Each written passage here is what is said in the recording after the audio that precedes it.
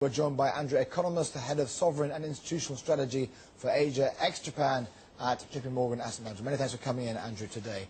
What's your weekend?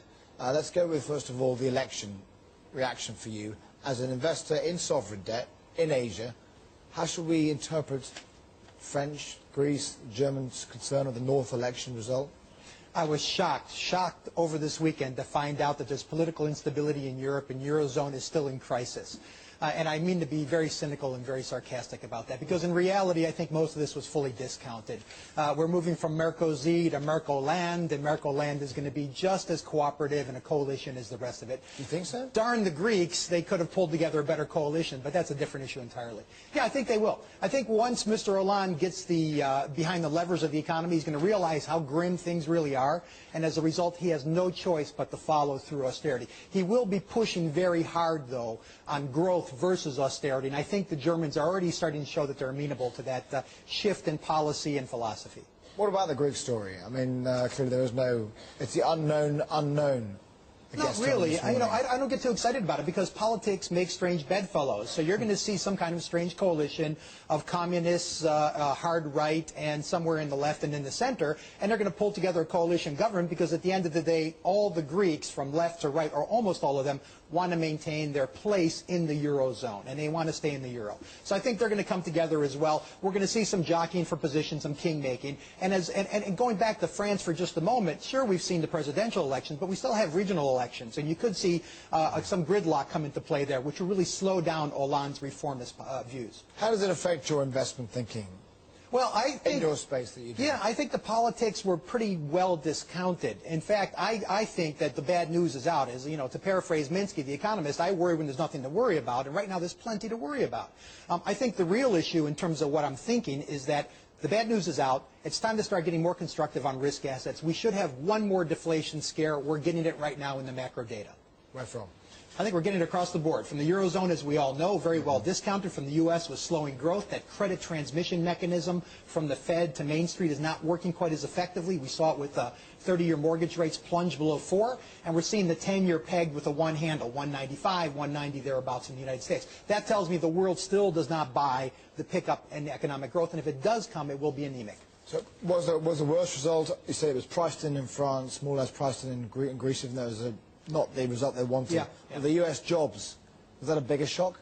U.S. jobs was a bigger shock because it's confirming something we already knew, that the growth in the United States will be anemic. This will be a creditless recovery, and 2 to 2.5% GDP growth is going to be par, which is not enough to pull those unemployed out of the ranks, out of the labor pool.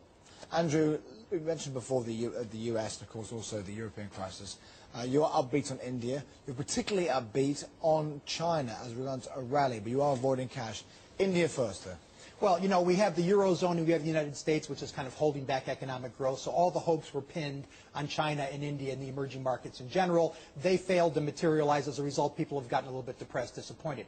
My argument is that since the March 09 lows in equity markets, China and India are still in negative territory. In fact, they've proceeded to even lower lows. And I think what's going to happen is we're going to start to see some macroeconomic change unfold, basically liquidity flow into the system in China and India, because the two things that held both those markets back, lack of liquidity and a scare on inflation, particularly food inflation. Now with commodity prices coming back, in particular oil and food, you're starting to see again that inflation start to ebb and start to slow down. So as a result, I think you're going to see focus back on India, back on China, and the currencies will start to appreciate, which will give you a double positive on the way up. Currencies, Aussie, you mean Kiwi? No, I meant the Indian rupee, the rupee, and then I also mean the Chinese yuan. I think they're both going to start to show, if not flat, slightly uptrends, which will give you an additional boost in your equity positioning. Is that a contrarian view? Because you're also saying avoid cash. Most would say, I'm going to go with cash because it's a safe haven. Well, cash, you know, as long as central bankers are determined to penalize savers, you've got to stay out of cash. There's other ways to get yield. And I think one of the best arguments today for yield is in blue chip quality stocks globally with a very high dividend yield and very strong balance sheets. So I'm going to bet on the corporates because I think they actually got it right. We've seen the fixed income, both sovereign rates and credit start the spreads come in, and I think the move now is to the equity space. And by the way, equities have underperformed for the last 30 years, so it's probably the greatest mean reversion rally that we're going to have in our generation. What about the China story? You mentioned before you will see a rally.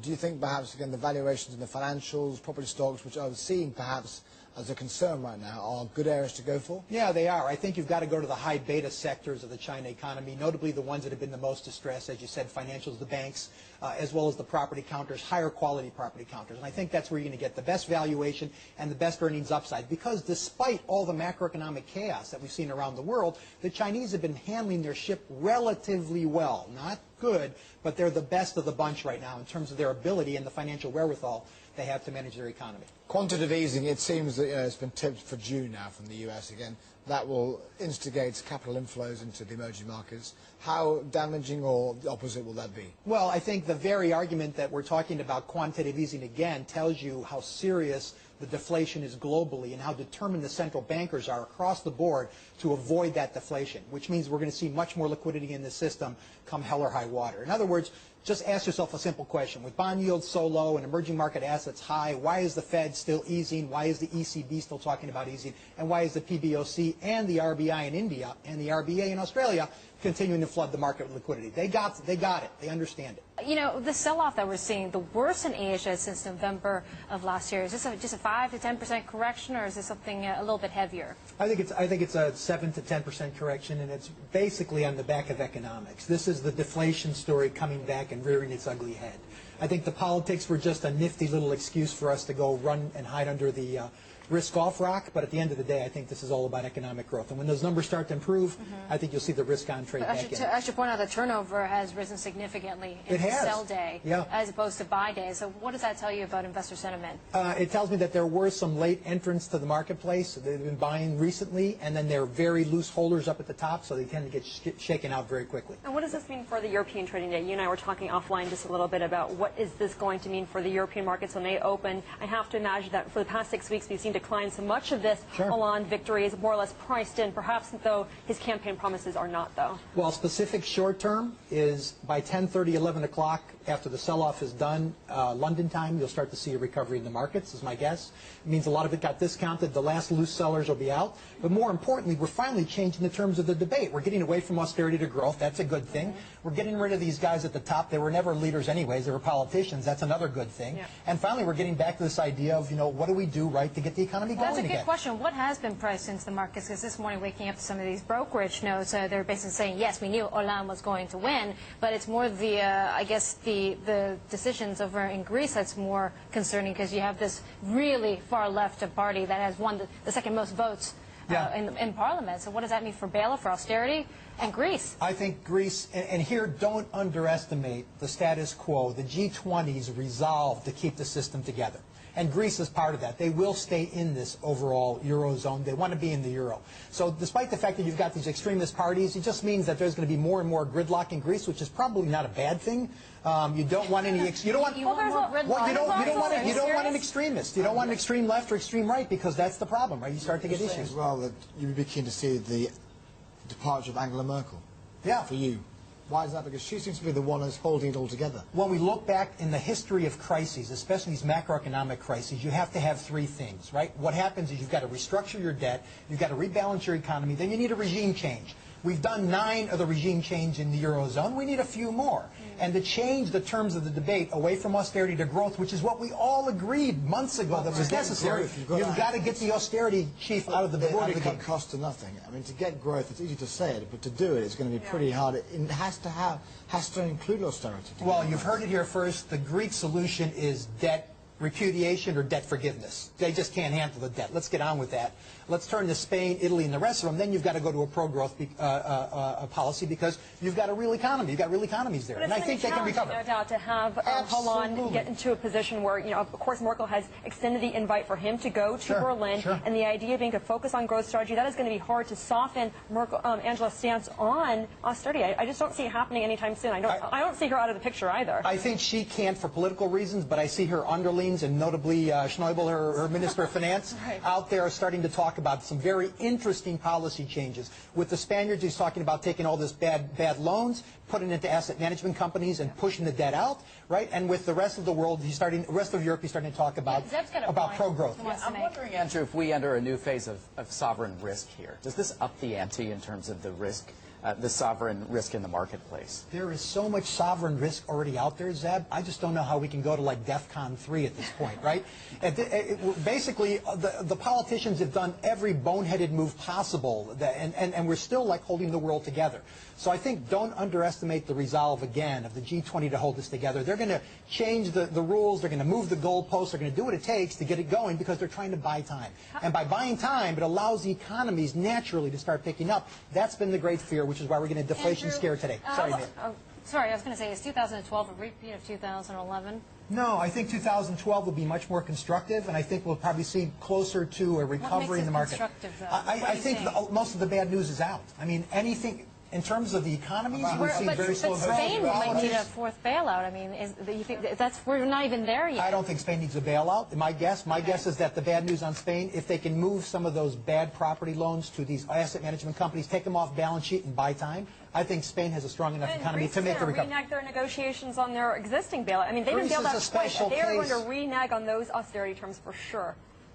I don't know. That's pretty emphatic. I think what you're going to see is a very bizarre coalition cobbled together by extremists, and I think they're going to hold the line once they start to understand the extent of the severity of the crisis and the fact that they themselves are policy bankrupt. They don't have any ideas. So that's why I think you need to go to debt forgiveness on Greece, and then eventually politicians fall into place. What about next year? Because after the U.S. elections are out of the way, and of course the tax cuts come in, the fiscal cliff that Gartner was talking about at the end of this year.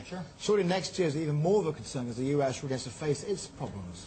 The U.S. is going forward with modest growth. Anemic, but yet modest. And on the margin, it's a recovery. China and India are starting to recover. The emerging markets will follow suit. They'll be relatively still the fastest growing. How worrying is the fiscal cliff for you? I worry about it only because it only matters when it matters. And when the when the consensus in the market starts to focus on that, it'll be a major issue. I still think, however, that they have some faith in policymakers' ability to keep this thing going and extend out it. And that's what the bet is. And as soon as there's a change in that mentality, then you might have the fiscal cliff. But I think we're all pressured on this because we're all concerned about debt and deficits and politics. Again, it's this issue of I'm not sure what new there is to worry about because we've got all the worries out on the table. Short of war, which we can't protect. In the U.S., it's not politically palatable. I mean, who wants to tackle this in an election year, right? Sweep it under the rug. And if you think about it, the news media, we really haven't talked so much about the U.S. debt situation since last summer, last fall, when, we saw these 11th hour agreements that, in the end, set up commissions that didn't really accomplish much. You think it's really going to rear its ugly head? I do. I think politics are going to dominate the headlines, of course, through the November elections, and then after that, we're going to start to focus on the hard work of getting the U.S. economy back on track. And that, of course, means deficit reductions, and I think you're going to start to see that. I even think you're going to start to see some tax reform, because those debates are coming in more actively. Those are the fundamental issues, right? You start to worry about these social programs, reducing the debt, cutting back on defense spending, and raising taxes, or making some kind of adjustments to the tax code. That's all good news on the margin. Maybe it's that dual taxation for those of us living abroad, that would be a good move, don't you think? I second that, actually. Andrew, thank you so much for joining us today. Andrew Economos there of JPMorgan Asset Management.